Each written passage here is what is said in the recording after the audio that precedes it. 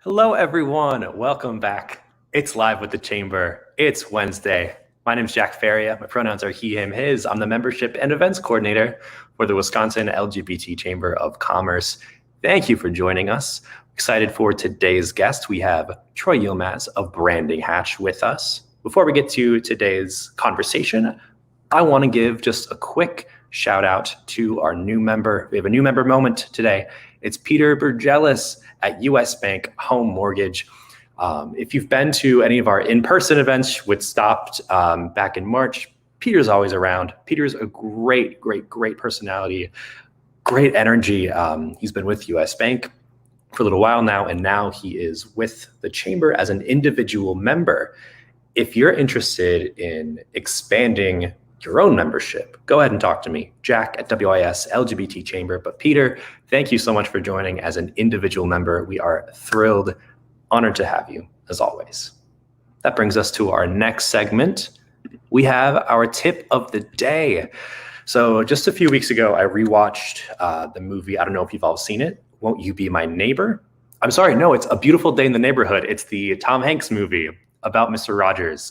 If you want just a good emotional pick-me-up, go to that movie. It's so great. And it had me thinking, why don't we get to know our neighbors a little bit better? As Chamber members, you can do that. You can go on to the business directory. Let's take you to a little video for a second. Here's our here's our website. We're going to click on to the business directory, and you can actually look at all these categories we have for folks. It's wild. You can type in your zip code to get to see folks that are nearby you. I'm doing my neighborhood. Let's go. I'm feeling like I want some food today. I could definitely go for some French fries from somewhere. Okay, well, look, it's a little hard to see with this level, but you have all the areas. It shows you how close nearby they are. Oh, I just saw Good City. Okay. Cute. Look at this profile. Awesome. I am getting curry fries after work today. So anyway, I know that was a little odd, but go ahead. Check out the business directory. See who's in your area. Send them a postcard. Go ahead and visit with your mask on. Say hello. Get to know your fellow chamber members. I think that's really important. All right. And I think with that, we're going to bring in our special guest today. We have Troy Yilmaz of Branding Hatch. Hello, Troy. Hello, Jack. How is it going? How are you today? I'm good, working away. Nice. So tell us a little bit. We've got to talk a little earlier before we went on the air, but you have been traveling for most of your life, and now you're landed here in Milwaukee. Tell us a little bit about how you got to Milwaukee. Correct. Yeah. Proud to be a Wisconsinite now. I'm Troy Yilmaz, founder and art director in Branding Hatch. We are a very small branding agency.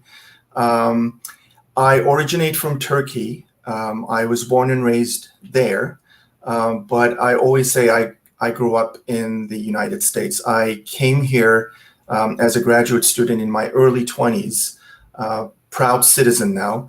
And my school was in Miami, so I arrived there as a graduate student to study management in hotel and restaurant management. And from Turkey, I have a bachelor's degree in art history. So it was a kind of a weird path, I guess. I always wanted to go into arts and technology and science fiction, something creative. But parents' pressure and something, we sort of like made a compromise. They wanted medical school or architecture or, something very technical. And I wanted graphic design. So I don't know, the hotel management was some sort of a compromise, but it ended up being something, nobody wanted. So anyway, I finished it. I graduated and wore a couple of different hats along the way. and my school was in Miami, so I was there for about 13 years. Wow. A turning point came in my life and in my career was when I was working for Apple Computer, and this is going back, 15, 16 years now. So this is like before iPhones and such. But it was during Steve Jobs' second coming, and Apple was opening its retail stores. So, they were just becoming like super popular again. So they hired me as a full-time retail person. But I also received a scholarship to go back to school. So I ended up studying graphic design, and I loved it. It was one of the best decisions I made in my life. I didn't sleep for a few semesters. I was working full time. I was going to school almost full time, but I loved it. And I've been working as a graphic designer ever since. I started in traditional design agencies and advertising agencies. And in 2008, I moved to Chicago, and I started working for a private company as an art director. So after working in agencies, I became an in-house designer. So I was there with that company for about a decade, and I was sort of like settling into the suburban life, and I bought a home, and kind of a little boring, I guess. And I always wanted to start my own practice, and that opportunity came along in 2017, 18, I think. So I just started really from my home office in my own little neighborhood in Chicago suburbs. So I was there for about 2-3 years doing that. And why did I move to Milwaukee? So that's without. Sometimes there's a long road to get to where. Yeah, not very story. linear. Not very linear, I guess, with me. So I always wanted to move to Lake Geneva. That was sort of my long-term goal, and an opportunity came along last year to move there and work there. So I actually ended up doing that in 2019. So I was in Lake Geneva for almost a year, but then I decided against it. I mean, I wanted to be near a major city rather than Lake Geneva, which is a very seasonal niche market. Plus, I decided to take some classes in UWM. So that's when I decided to move to Milwaukee, and I moved to a Milwaukee suburb in late February, just before the pandemic hit. Fun times. And I think days later or a week later, everything shut down. So so here I am, sort of like in the process of relocating my business and my clientele to Wisconsin area. I still have a lot of clients in Chicago. But let's talk about that. Let's talk a bit more about your business. And we got to know you a bit. Let's get to know Branding Hatch. What do you all do? Branding Hatch we are a digital design agency, and we specialize in branding corporate identity. So what is branding corporate identity? That would be your whole identity system, meaning your logo, your color scheme, your look and feel, your visual elements, everything. So like when you go to IKEA everything is carefully designed. Nothing is left to chance from, from their logo, color scheme, Yeah. and to their typeface, the typeface they use. Volkswagen, for instance, the typeface they use is same everywhere. They have a certain look and feel when it comes to their imagery. So that's mainly what we do. We also do a lot of web design, and a lot of times we start, or the clients come to us as a web design project, and almost more than half of them become branding clients as well. I mean, they may have an existing branding, they may need a refresh, or maybe they need a rebranding, and a lot of times, especially small businesses, they don't have any branding at all. So we start with a branding first, and then build everything upon that. Website, their social media existence, look and feel, and sometimes even packaging. Wow. That's wow. Yeah. That's quite a bit. That's quite a bit. Yeah. So I'm the founder. So I mainly specialize in the creative design aspect. My partner specializes in search engine optimization, digital marketing, Google marketing, that kind of stuff. Which I I have very little knowledge in. So that's what we do. That's what you do, and that's so much. I mean, luckily, through all of this, sort of with the digital arena that you're in, you've been, I assume, able to work from home and all of this, but it hasn't. I don't think it's become any easier with COVID-19. How have you all adjusted to all of that?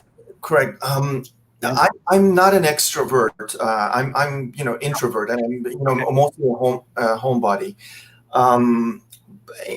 But I even someone like me who is an introvert and who stays home all the time, it was very difficult. I mean, just obviously the first impact was just the the sheer economical impact. We lost a few big accounts, or most of the clientele, understandably, reduced their marketing efforts, and we had a few very strong potential projects down the line.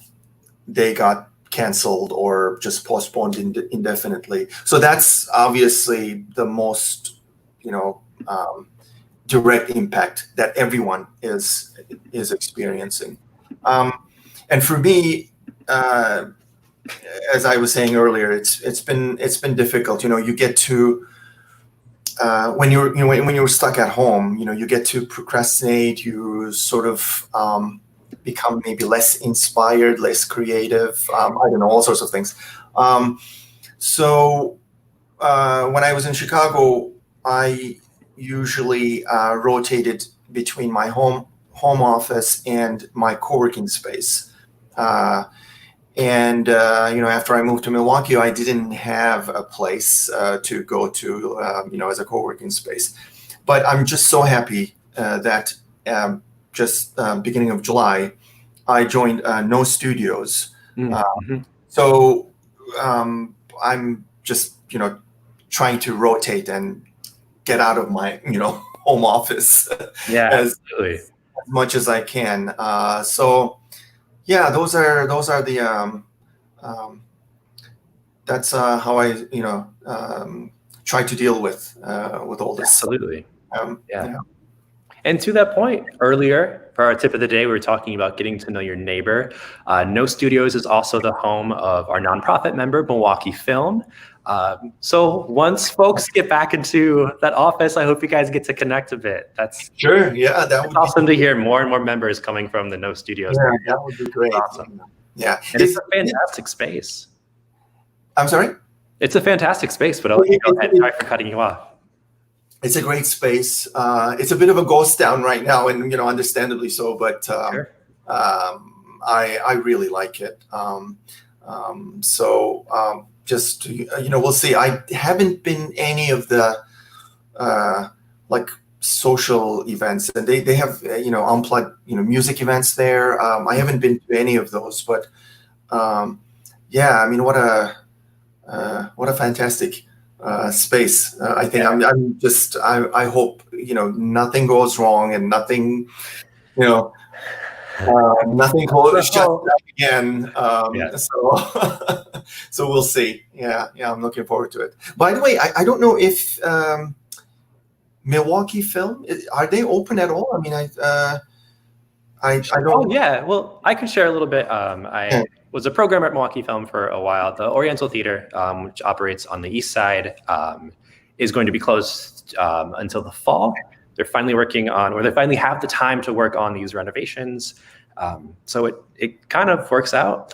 So the Oriental Theater will open in the fall. The Milwaukee Film Festival will be digital this year, and those plans will be announced when it's time to do so, I guess. That's awesome. Yeah, awesome. I do hope you get to meet those folks. A lot of good folks there.